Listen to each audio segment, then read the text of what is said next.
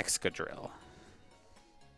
So a couple shared Pokemon between the two, but really only the Excadrill and T-Tar. And then similar fashion as the last time, with the Gastrodon being level 36, I don't think they set the rules properly, so this Gastrodon very well might not be in play due to it not being high enough level. Which is going to be a little bit unfortunate here for Andre if that is the case, because would probably want it to block out Vaporeon if possible, but it may not be that big of a threat. We will soon decide that.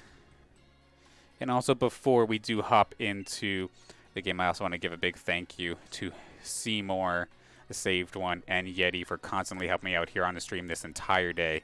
This would not have been anywhere near possible without all of them, so big thank you to them.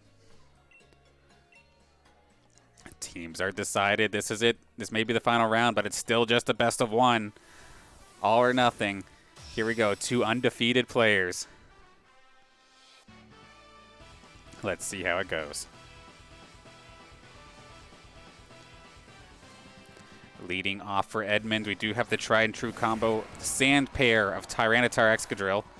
Meanwhile, on the side of Andre, he's kind of switching it up. He's got the Excadrill as well, but switching it up with the Gardevoir. Maybe making the read that Edmund wanted to pair the Tyranitar with it. Opting to not bring his own, at least not up front.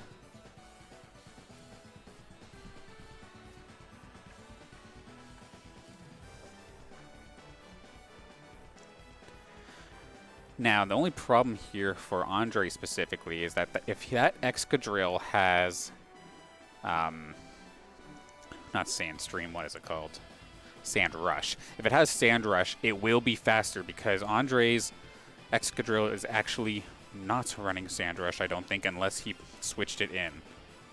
Well, it very well might be, so possible speed tie if these guys are at the exact same speed. And we're going to see a Dynamax come out from Andre right off the bat. It's probably going to be the Excadrill to try and come in and do some damage, unless he wants to prove me wrong. And it is, in fact, going to be the Excadrill coming off the start.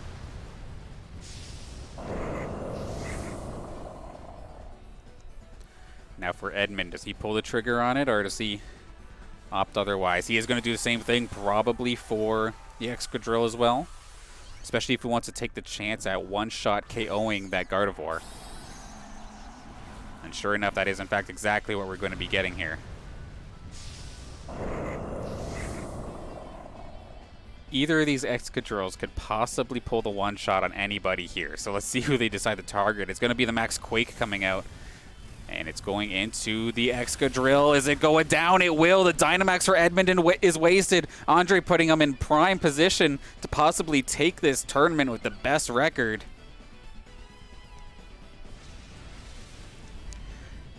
That is extremely rough right now for Edmund. Right now, only his T-Tar, which is probably weakness policy if it is meta. But it doesn't matter if the Moonblast hits first. It's going to do a chunk. It's going to be a double KO to start things off. Beautifully done.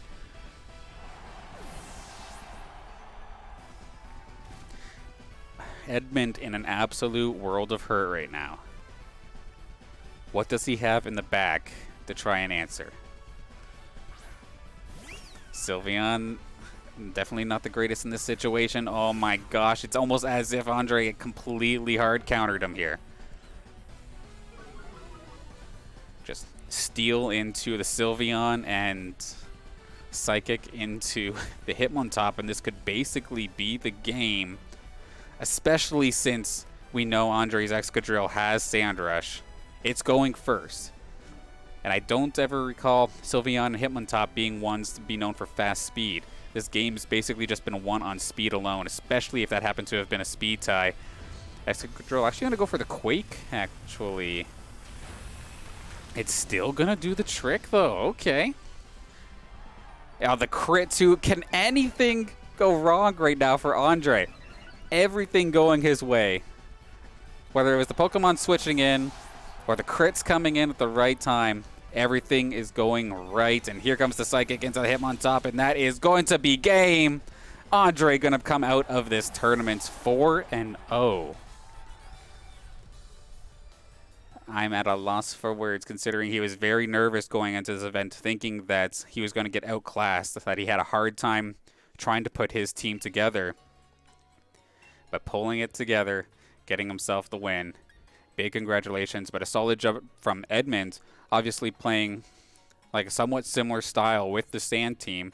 Was able to get it this far, but unfortunately going down here today. Now with that, that is the end of our coverage here for XMAS LAN 2019. All the tournaments are complete. These guys will probably still be playing out here until about, say, midnight or so as we close out. But it was awesome being able to be a part of something additional than just the Smash stream.